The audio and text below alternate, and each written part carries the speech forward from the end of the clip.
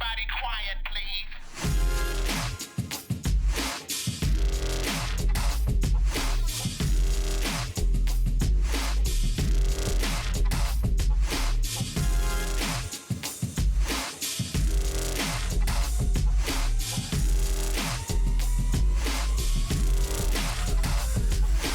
Everybody quiet. Everybody quiet.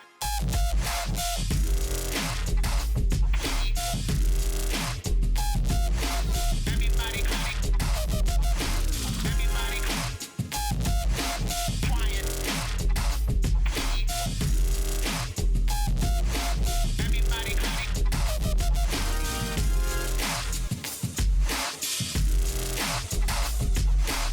I'm Jimmy Flint. I'm here at Tottenham Hotspur's fabulous new stadium. We interview one of Tottenham's all-time greats, Terry Naylor, on Wapping Assassin TV. An uncompromising fullback known as Meathook. He played 314 games for the Spurs between 1970 and 1980. In part one, we talk about the recent events involving Poch and Mourinho. Terry, tell us about when you grew up in Islington, was it you come from? Yeah, Well, tell us about your times in Islington, your mum and dad. Do you have brothers and sisters? yeah, I come from a family of 13 of us, you know. 13? Yes, mum and dad and 11 kids. Bloody hell. Okay. I was the second youngest. Yep. I think my dad was 48 when I was born and my mum was 41. Okay. My Peter come after me, so the old man then would have been about sort of 53 and my mum was about 47, so it's quite late. Yes. But very strong family influences. Your brothers and your Marvellous, sisters, yeah? marvellous. Your sisters? Yeah, I had 7 sisters and And 3. did they do anything in life, or any sport? No, my brother Danny, he could have gone into boxing. He was a very good boxer, but he good looking. He didn't want to get seriously. He didn't want to get his looks thing and that. He went they could have a bit of a nutcase. Yeah, okay. Like when he had a street fight, terrific street fight. But that's how it was there. No, my sisters. Flo's the oldest. She's passed away unfortunately. Yeah. Not too long ago. She was 93. Oh, blimey. Well, it's a good age. Yeah. My Eileen was second oldest. She passed away. Eileen was about sort of 85, 86. My sister Pat and Rosie. Betty passed away. So I've lost 3 sisters, It is hard, yeah. which is very hard. But Terry, whereabouts in Islington did you live? Yeah, I lived in with a your mum place and dad? called, it was Penton Street. Penton Street, okay. Yeah. And I went to and the school where I went to, Victoria, that's VITT, Victoria, not Victoria, Victoria, was only like a stone's throw away from where I lived. So sort of jumped out my flat and I was in school. And how did you get into the football? How old was you? You told me you carried a ball around you all the time. Always So carried how a ball, old was you when you was carrying that ball? Probably, Jim, since I was about 6 or 7. Yes, of course. Yeah. And you played in the parks with your friends and that? Well, we played it when in the dinner break and that. In playtime, we always went to the football, the goals and like as shots of the goalkeeper and things like that. So I was always involved in it. And you played for your secondary school? Played for the secondary school, yeah. And did you win cups with them? We never got beat. When I was 12, yeah, we had a great year. Our team, we was all under 12, and 8 players was outstanding. I played for the 5th year when I was 12, and so did 4 other players. But we never got beat from start to finish at the school. So what age when you stopped school? Was it 15 or 13? Because they were different days. Yeah, it was 15. Left school at 15 and went to work. Yeah, so what did you do as work? What did you do when you first went to work? Was you apprentice or anything? No, first job I got, I think it was a warehouseman in like a supermarket, Tesco, something like that, where I got Fridays off. Yeah. And then I left there and I went down Chapel Market in a butcher's. I tried that, and then the old man said, "You might as well go down the meat market." Well, my dad, my oldest brother, both Bummeries, which is independent porters. My brother, a year and a half older than me, all worked down the market. So it was natural I should have followed them, and I did. And what did you do down the meat market? You cut the meat up, or? It's an horrible name. First of all, I started off on the offal. Yeah, like that's, I know that. You know, where you, the bits inside. Yeah. Freezing in the winter. That was the only time you got warm. You cut your finger, you felt the blood running. Yeah. But as a place to grow up with other men and be leg pulling all the time was fantastic. It was a great upbringing, absolutely. You know, and the area you lived in, your community. What was the community? The old community was like that. So you all knew each other down the street. Yeah. And then after that, who got you into the football to say, listen, you're pretty good, let's go down this road, yeah? Well, I've got a trial over the Arsenal where Terry Neal came down there, then he was a coach. Yeah. Come round Rising Hill as a coach, and he recommended I went down there, and I went down there, done very well. Okay. But for certain reasons, he didn't like me too much, one of the coaches, the other one did, and I didn't bother going back. With us today is also Steve Fairman, who's a big Tottenham Hotspur fan. Tell us about Terry. How did you get to know Terry? It was quite weird. One day in another East End pub, not far from me, the All of Plenty, a guy called Solly. Solly owned the pub. He was a brewer. Yeah, I remember. He owned the pub, and he went to me out of the blue. He went, "Here's one of your heroes over there." Now, ordinarily, went over. I met him. He shook my hand. Met his missus, lovely lady, Kathy, and you walk away. But for some reason, we bonded. Yeah. We really bonded. And we, you know, like I've been friends with Terry for many, many years now. We've done lots of parties together at home. Yeah. So what's so special about Terry, Steve? It's funny because I, as a supporter, for many years a season ticket holder, Terry Naylor was truly one of my heroes. A player. Did you see him play? Yeah, many times. When you were going way back then, to the 70s. So, the early 70s. In the early 70s. And used to see like players try and go past Terry. I'll be honest with you, I often say it. If Terry was playing today, he'd probably want me on the field for 5 minutes because it's that style of you could tackle. So I loved him because he was hard. It was that sort of he could play, but he was hard, and that's what appealed to me as a player. And it just grew and grew. And to meet the man later on in life... Yes, he's a bonus. Oh, absolute super bonus. You became great friends ever since. Oh, he's my best pal. He's like absolutely my best pal. Yeah, funny story today, Terry. You've been mentioned in the top 10, the hardest players at the Tottenham Hotspurs. I went out and got stuck into wingers before they touched the ball. Not waited till they get an hat-trick. Yeah. Get straight into them and hopefully they'll change wings and give you an easy afternoon. Okay. But to hear that is fantastic, and of course I adore our fans. We've got the greatest fans in the world. Nothing just talk, that's me. And they're with us every inch of the way. They deserve to win, so we won nothing for a few years. They deserve to win a few trophies for them. But you don't like the style of football today, do you? No. We're going back to the goalie kicking. I've heard many footballers say this. Yeah. Why is that style all of a sudden became that style? I think because the team that's led the way is Man City, and they play out from the back, from the goalkeeper onwards. Yeah. And that's all very well. My philosophy on that is this though: if they've got a goal kick, their forwards are backing you off, and you're going backwards, right? Yeah. If the goalkeeper's playing about it there, the opposition who haven't got the ball now go forward because they know there's a chance they can win it. I don't see the point in knocking 50 balls about inside your own area. Yes. And you're never going to score a goal from there. No, I understand where you're coming from. Yeah. And you see it repeatedly with every team. Even Man City do it. Yeah. Goals against through stupid mistakes. Yes, stupid mistakes. I've seen it, yeah. And the manager years ago, Bill Nicholson, would have turned in his grave. He would never have stood for that. He wouldn't have liked Get the ball down the field. Well, then we pick the bits up and we start from there. That's the way you play football. But you told me what was you called, a swooping... overlapping fullback, the overlapping fullback. Yeah, I adored going forward. I paced him, I was quite strong, so you could steam forward. And wingers couldn't tackle. I'm a fullback, so you come in with me as a winger. Yeah. I'm professional, I know how to tackle where I want to take you the way I want to take you. But when you tackled him, you didn't want to break their leg or anything like that, did you? No, you took the ball out of the game. Let's get more this right. Physical game. What Stevie was saying, I took the ball 9 times out of 10 and then just followed through. To let him know, I'm behind you. Yeah, cool. You don't want the ball no more, do you? No. So it gives me an easy afternoon and the team. So that's the way I believe in playing. If you're playing in certain positions, you do things like that. Tell us about the news, Steve. Jose Mourinho becoming a new manager. You know what? Everyone's asking, are you going to back him and stuff like that? You know what? From the very off, and I'll tell you for why. For me, Tottenham Hotspurs, and I love them, right? But we ain't won a trophy in years. Yeah. Now with Poch, you know, he took us and done something that we've never done before. We got to the European Champions. We got to the Champions League final.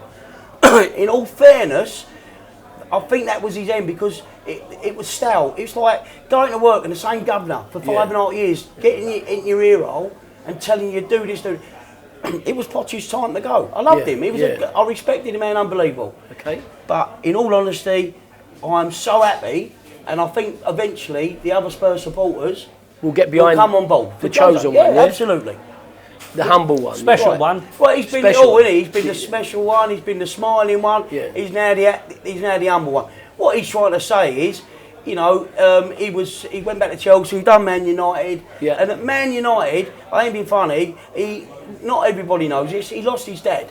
He weren't getting the support from the main man, Woodward, and it was said the other day. He said I turned him down to 2 transfers. Yeah. He wasn't getting what he wanted, and he's like a free spirit, is Mourinho. But I think now, right, he's learnt from them times, and now he's going to go back. I think we're lucky that we've got him. That he's learnt his lesson. Yeah. I mean, not being funny, all right, could be fluky, but we've done West Ham at West Ham. They're our bogey side, right? No disrespect. They come back with another 2 goals. Last night, absolutely 2-0 down. He's done a tactical change. He's took off Dyer. With a player he really might because he was going to try and buy him at Man United. Bosh, he's gone, right, he ain't doing it, he's stiff. He brought on Ericsson, excuse me, and Ericsson, he done the trick and he was playing with the team. Terry, what do you think? I agree with Stevie 150%. 4.5 years ago, he took on them boys and he made them all them boys into better players. There's no question at that time. Unfortunately, we never won a trophy in that time, but we can take that and the supporters can take it, as long as we play well and we're up there and all that. But we did start to deteriorate. I think where Mourinho went wrong, in my opinion, he didn't treat London derbies as managers of an Arsenal or a Tottenham or a Chelsea should, or West Ham. You have to win them derbies, and he never realised that. He just put out a normal team where he knew he should have made change. He didn't really look at that. And it was the same with the League Cup and the FA Cup. He fielded reserve teams practically. Because don't forget Ranieri managed Leicester, who won the league by 10 points. Unbelievable. A year later, he got the sack. Did he really? So this is football. We was 14th in the league. I don't think the board had any choice, you know. Whether it should have been Mourinho, in my opinion, I thought he might have gone over the top. That's from me. I hope he hasn't. 100% I hope he hasn't. And we've had 2 good results on the back of him sorting them out. The other thing that Mauricio didn't do, we was playing with no pattern. We had no holding man in midfield. When we lost Dembele, he never replaced him. And I'm looking at Spurs, and I've never been so nervous in my life because I'm thinking, what? We got no shape. What era are we playing? Show me. I got you. And this is what he wasn't doing. So and I think he started to doubt himself with some of the things he said. Okay. I wish the man all the luck in the world because he did make some of them players into very good players. But his time had to come, and he had to go. He had to go. And you know, time comes. Bill Nick had to go, the greatest manager arguably in the world, in my opinion. But he had to go because, you know, times are changing. That's just what happens. You're with the same players. As Stevie said, they're hearing the same thing week in, week out. Of course, Supporters are everything the club. The players, the managers, the chairman, the board come and go. The supporters stay. And they're the people that we've got to go out there and prove that we can win things for them. It's their time now. I understand. Terry, tell us about the early days of playing football in Hackney Marshes. And did you get changed in the cow sheds over there? Yes, Jim. And you're not a proper cockney unless you go over the Hackney Marshes and have a good wash out with your boots in the cow troughs or whatever they call them. But freezing weather, cold, freezing cold, no nets even in the goals, and you went out there on rubbish pitches. But that made you a better player, didn't it? I think everyone's always done it. That's the way players have come and gone, you know. And it was lovely playing on there rather than on concrete. But I remember going over there myself as a boy playing football for the Wapping, and I remember loads of fights over there. Did you have fights? Did you have fights with the teams? Very, very rarely. We was normally 4 or 5 up by that time. So, you know, so come to fight. So I said, look, you've lost one battle. You don't want to lose another. But I did see the doctors over there one day, all in their jock straps, all having a punch up, and it was a great fight. I was watching. I was only a kid. I was watching them all fighting. I thought, my God, they're mad. Terry, what was your route in the football ending up at the Spurs? Yeah, the thing is, I was an Islington boy. My dad, when I was growing up as a kid, we were about half a mile from the Arsenal, so it was a done thing that 90% of people supported Arsenal around my area, which my father did. He was more into boxing than football, though. So, of course, we had to support who your dad supports, that's the way you are. Whenever we played Spurs, invariably, we played Arsenal, Spurs nearly always turned them over. And I just think, they're a bit special, this team. Yeah. And you looked at some of the players, they have your Dave Mackay's, and people like him, your Johnny Wright. Johnny Wright, yeah. Danny Blanchflower. Yeah. Marvellous, all marvellous players. And you used to go and watch them, but you couldn't put your hands up because you're amongst all Arsenal supporters. But I admire Spurs, the way they played. Yeah. And I was lucky enough to get a trial from them later on in life. Okay. My father knew a fella called Fred Rye, who was an ex-boxer years and years ago. Yeah. Looked like Jack Dempsey, big fella. And he said to me, young Mr. Naylor, he said, if I get you a trial, don't let me down, will you? I said, no, Mr. Rye, get me a trial, I'd definitely get in. Because I'd seen them. So you were so confident in yourself, Terry? I was very confident, yeah. And I had a trial, Basildon, we beat them 6-1, I scored a goal. And they said, right, you're coming training now, Tuesday and Thursday. Yeah. And that was fabulous for me, kept me so fit. Well, fit as a fiddle down the meat market. I used to play, but when I was in, obviously, youth, I was the captain of the youth team. Okay. With 11 apprentices in it. Yeah. And I'm captain, and I'm an amateur. So that don't make sense right away, does it? No, it doesn't. But reason being, I think I was that much in front, because when I worked down the meat market, on Wednesdays I was playing the Businessman's League, and you played with semi-pros. And I was 15, 16, coming on and learning the game. I could always read the game, and I never knew it. You don't know what, like Bobby Moore, you got a gift. Georgie Best beating 8 people. He could teach you how to do it. He was brilliant, wasn't he? Yeah, you can't teach people how to do it. No, it's just natural. You just can't. But I had that thing of reading where the ball was going to come, and I'd come on so quick. Yeah. And I say, when I was playing against you kids, I was miles in front of them, most of them. So Terry, still being an amateur, was you still working at Smithfield's market? I was, yeah. And because you enjoyed it, I suppose. Well, I loved the camaraderie down there. Or Terry, did you not see any other way about it? Like when I was a boy, I was boxing. I'm going to be the champion of the world, but I'm going to go and work in the dock with all my friends, Was that the same way as the meat market? Yeah, I think it is him. I think it's traditional that naturally. Now listen, you know how many people down the meat market, and they all support different London clubs. Yep. So the leg pulling and all that on the Monday after the result Saturday, you had to really bite your lip and swallow it, because it was just a wind-up thing if your team lost. Yeah. But you took that on the chin. But it was a great upbringing, fabulous, kept me fit as a fiddle. And then when I got to the age where I was too old to play for the youth team. By this time I've been there 2 years. Yes. So I captained the youth team for 2. Now I'm too old. So now they put me in the Metropolitan team. Okay. Which was the team behind the reserves, players coming through and elder players going out. So that's how they saw it, and I loved it. I loved it because I read the game well. I was a yard quicker than most of them, and it just went hand in glove. And I'm progressing, but now I'm like 19, nearly 20. Yeah. Get a letter telegram from Bill Nicholson. I want to see you. We're playing Crystal Palace Reserve tonight. I want to see you at Selhurst Park. Be there by. How did you feel when you got that letter? Oh. Elated. My mother gave it to me. Was you all screaming, shouting? Oh yeah, but I still got to go and perform. I was elated. Yeah, must have been. And fan your dad? Yeah. Oh yeah. Over the moon, wasn't he? Wasn't as much as me mum, because he was more into boxing, but he loved it. He wouldn't let you know though. Yeah. The old man wouldn't let you know if you was done something really great. He'd just go one. But mum, she loved it. Yeah. And anyway, I went to Crystal Palace. We beat them 3-1. I had a very good game.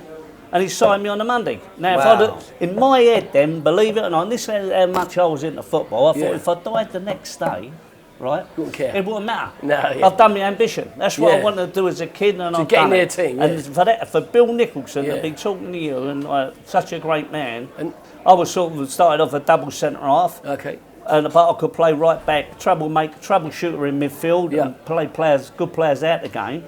So and I could play right or left midfield. So I was quite well matched for Bill. But he took me under his wing a bit. But the problem was, someone would get injured, I'd come in, have a blinder, but as soon as that fella was fit, he got your place again. He'd come straight back in. Because that's the way it was. And you took it on the chin because you knew you've got to come up that way. So my first 3 years, I had 3 games the first year. 3 games? The first year, only. The next year, similar thing. Went in, players got injured, different position. I'd come in. I think I had 6 games, and then I had 15 games the following year, and I got in the side. So you're in the side. But it took me 3 years to actually do that. But that was part of the apprenticeship type thing. Yeah, because of the way it was then. That's the way it was. Yeah. And in this time, I'd come on so much with my athleticism and my pace, my strength was from the market, you know, and I just carried it through. And the greatest thing no one can take away from you, the will to win. The will to win. Yes, Steve, do you remember Bill Nicholson? I do, and I'll tell you a really strange story if you don't mind. What happened was they were doing a testimonial for the great Bill Nick, I'm going to say, and through Terry again, I was in the area where there was all the Spurs legends, but I was actually sitting about 10 seats away from Bill Nick. And what happened was, when the game was finished, I went up to him with me programme, and I said, "Please, sir, would you sign my autograph?" And he went, "Certainly," and he signed it. And then I asked this good lady, and she turned around to me and she went, "You want me to sign it?" I went, "Yes, please." Anyway, when I went back inside, a player called Phil Bill, he said, "I told you it was Nutty's mate." So I told him, "No, I'm Nutty's mate." So he's gone, "Here, you asked Bill Nick for the autograph, didn't you?" So I went, "Absolutely." He said, "Well, I don't know if you know it." He went, "You was on every big screen around the ground." Yeah. He said, "And when it comes out, there'll be a video if you buy it." Anyway, I did, and there I was asking the great man for his autograph. Absolutely made me proud. The double team was Bill Brown, great Scottish goalkeeper. Peter Baker, good right back, strong. Left back was Ron Henry, good old, supported the front man. Then you had Danny Blanchflower, Maurice Norman, Dave Mackay. Danny Blanchflower had so much skill, it was unbelievable. Maurice Norman won everything in the air, strong centre half. Dave Mackay was a tank, just superb in itself. Outside right, Cliff Jones, could beat 5 men like a drop of an hat. Fabulous player. Inside right, the ghost, John White. Unfortunately, we lost him on a golf course. He got struck down by lightning. I remember that, Weren't even in his prime then. Was he It's not? a shame. Sad, Then you had Bobby Smith, Les Allen, because a lot of people think Jimmy Greaves. Jimmy Greaves come the year after we done the double. And outside left was Terry Dyson, or Terry Medwin. What do you think of Jimmy Greaves? Jimmy Greaves is the greatest goal scorer, in my opinion. When I was a kid, I thought he was brilliant. Country. Yeah, I thought he was brilliant. Yeah. By a mile, by many he was fantastic, wasn't he? Absolutely. Unfortunately, he never got in the World Cup team. But was that the balance of it? At the end of the day, Ramsey, don't forget, he won it. He played for Spurs. Ralph Ramsey, right back. But he managed England, and he had the bottle because he thought Jimmy don't do a lot when he hasn't got the ball. We need grafters, and he got Jeff Hurst coming for him because he knew he'd work harder. But I still feel if Jimmy was playing, we'd have won it more comfortable. That's what my dad said. Greatest goal scorer. My dad said so. He was a big Spurs fan. My dad. He says in the early days, who's the players you looked up to? Well, Dave Mackay, strength, class, the will never to lose. I mean, I played a Metropolitan game once, and Dave had just come back, Dave Mackay, from breaking a leg. We scored in the first minute. And Bill and I went to him, "Come on, boys," and he went to me, "We beat these fuckers 10-0. We beat them 10-0. You did. And who's the team you beat? Basildon. Someone like Chelmsford, Chelmsford, yeah. But what I mean, it was a game back for Dave, and we was in the Metropolitan team, as I say then. I hadn't signed for Spurs at that time. Okay. And we beat them 10-0. Yeah, Terry, back in the day, you know, in your time, in your club, who was the players that, you know, like you said, Danny Blanchflower, Dave Mackay. But you went on because they were older than you, and then you went on to. Was Martin Chivers in the team then? Yes, we had. When you played with Martin Chivers? I played the first game I had for Tottenham.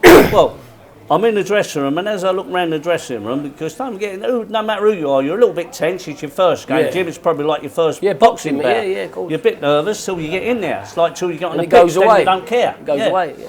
And I look round, I'm looking at there was 10 international players in that team, and me. Wow, it's fantastic. I was the only one that didn't know. Except him, as an international. He waved the flag, though. No, he said, you're the one that's not an international. I was the only one. But it didn't matter to me. Yeah. As soon as I went out on that pitch, the nerves are terrific. Yeah. And as you tread on that turf, You're away. You've got all your crowd, everything. You're there. You've got such an advantage. It must be a fantastic feeling. It's brilliant. Jim. I mean, it's that's like, them Saturdays you had over there. oh, And the playing the game, finishing the game, so you had a bath afterwards. Yeah. And then did you go and have a drink or food or what? yeah, if you just have a drink upstairs. Obviously, if you win, it makes a big difference. You know, if you don't win. But does he still coach you? You know, like if you win, sometimes you're lucky to win. Does he still say, listen, blah blah blah blah blah? Oh yeah, Or not? I mean, Bill was a great technician, and, Yeah. and if we'd have won a game and slightly lucky, it'd tell us like where we was failing on that game, Yeah. and the reason that we weren't playing so well. Because that's what you look for, Jim. Yeah. It's like a trainer in boxing. It's no good him just saying, come on, Jim, you can put him away, come. No, if he no. goes, Jim, look, you've got to put your left hand out a bit more. You're not That's jabbing it, him that's enough. it. You want information. And Bill Yeah. Nicholas go, get tighter on that winger, Terry. Yeah, I or got you. Mike, you're giving the centre forward too much. Get in front of him So he and knew take the ball. game, he knew his game. Right. He knew his so game, you yeah. just done what Bill said, and 99 times out of 100, he was spot It on. paid off, yeah. Spot on. Lovely, lovely. Terry, when you signed the forms, was there a signing on fee? No. You only get a signing on fee normally if you get a transfer. Okay. But I was on a wage, and from what I was earning down the meat market, I was on, say, £15 a week, and I was on £80 a week to start with Well, that's a Tottenham. lot of money. What year was that, though? That was 1969. Wow, that's a lot of money. Yeah, that's a good lot. money then. Yeah, yeah. Good money, good game. Yeah. Yeah, Terry, tell us who your best friend, or maybe you had two, was you bonded with at the club. Yeah, at that time, there was a young fella called Phil Older, Okay. who was Stevie Perryman's best mate. They come through like the youth system together. Phil was a fabulous player. He didn't get the breaks at Tottenham, but he was a great friend of mine. Obviously, Stevie Perryman's been a great friend and a great player. Johnny Pratt, exactly the same. He died at the Spurs, Johnny. You know, and he's had, I think, 400 and odd games. So, you know, and also great people. But to be honest, at Spurs, we was all friends together. We never left no one out, and we had that Cockney approach that, come on, boys. Well, it was more like a club then, wasn't it? It was a Whereas today it's different, isn't yeah, it? it was a club, exactly, Jim, and we treated it that way. And if you looked at us, and you looked at, say, the Arsenal, for argument's sake, Yes. we'd be kissing each other, like going having a giggle and all that, and they'd be sort of half stand off. Yeah. Do they really know each other? You know, well, we lived and died Tottenham. Steve, you think Mourinho can do it? As I said to you earlier, you know, Mourinho can come into our club, yeah, and it could end in tears. But what I'm hoping, before that happens, is someone, wherever he's gone, Yeah. what's he done? He's won trophies. Yeah. He's won trophies.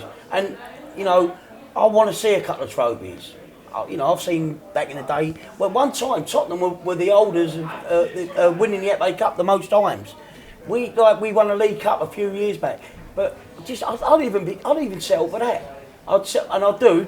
The answer to your question, I think Mourinho could do something at Tottenham. Well, I hope so. Yeah, I do. But also, tell me, you know, like say the likes of Chelsea, Man City, Yep. the money they spend. Yeah. I mean, have Spurs spent as much as them or not? No, not in this period. Definitely not. No, but listen, Is it about spending money for the best? Well, there's a bit of both there, but you know what? I'm hearing a rumour that he's actually getting 150 mil, either in the broken over the two next transfers. Okay. He's got his eyes set on. He comes in and he says, "Look, I've got the players. I'm happy with the squad." He does, but he's going to bring his own. Yeah. He wants to bring a few people in to make it his team. Everyone does that, but you know what? I don't care. Long as Tottenham Hotspurs win something, a little something.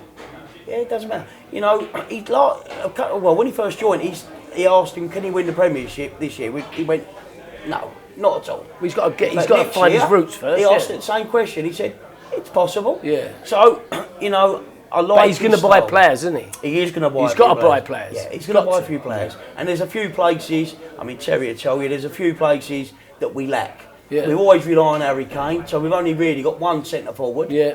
Right. My favourite player over there, believe it or not, is Heung-MIN son, the son boy, the South Korean. Yeah. Love him to bits. Yeah. He's a grafter. He plays with a smile. And when Kane does get injured, he comes in and does a good job. But we do need, and I believe in my eyes, when I look all that long ago, we had 4 forwards at our club. Yeah. We got one main centre forward. Okay. We need a nice, strong defensive holding player. Yeah. So everyone can regroup and we go again. Like a stone. Yeah, well, Dembele, he was Yeah. perfect for us. Yeah. Unfortunately, we didn't realise how good he was till we never replaced him. And that's the only thing, you know, with the manager, Pochettino, he probably missed the trick there because he's bought another attacking player. Yeah. Too many attacking players, Yeah. you told the me. left back he bought 30 million. Yeah. I think he's kicked one ball, hasn't he? That's From crazy. Fulham. That's crazy. 30 million and It's he ain't mental, kicked a it's ball. mental, Come on. it's mental. So he unfortunately, as I say, I don't want to get on the thing about Yeah. Pochettino, a great manager, done great for us. He had to go and we got to move on. I think we've got enough attacking players. We Yeah. just need to get an holding midfield centre half, sort Vertonghen out, sort out Toby Yeah. at the back, them two. Sanchez, he's strong as a lion. Keep him going. The right back's playing better now. Oriel, a lot better. And we'll see about the left back with Danny Rose, who hasn't done it this season for me. Okay. In fact, the only two that have done it are Son and Harry Kane. The rest of them owe the crowd big time because they ain't been performing, including Ericsson. He's got to really get his finger out. What and about start your doing goalie? it. Is he good, the goalie? Goalie would be good enough. Yeah, he's okay. good enough, yeah? He's He's good okay, enough. yeah. He's okay. We're going to take a little break now, and Terry's going to sing a few tunes in the Globe Morning Lane. I know I said that I was leaving, but I just couldn't say goodbye. It was only self-deceiving to walk away